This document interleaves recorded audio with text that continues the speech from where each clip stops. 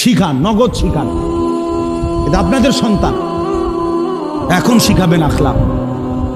বাচ্চা মানুষকে আপনারা সবাই মনে করছেন যে হুজুর ফুলাফাইন মানুষ, আস্তে আস্তে ঠিক হয়ে যাবে।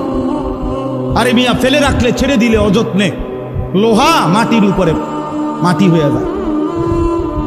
অযত্ন আর অবহেলায় লোহা মাটি হয়ে যায়, মাটি লোহা হয় না। কাজেই ছেড়ে দিলে অযত্নে অবহেলায় সুন্দর সন্তান নষ্ট হয়ে যায়, নষ্ট হয়ে যায়। ছেড়ে দিতে নাই, নবী সাল্লাল্লাহু আলাইহি সাল্লাম ছেড়ে দেন নাই।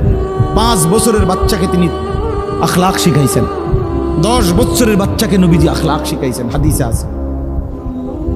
আপন নাতি হাসান রাদিয়াল্লাহু তাআলা আনহু, কলিজার টুকরা হাসান হুসাইন, ঠিক না?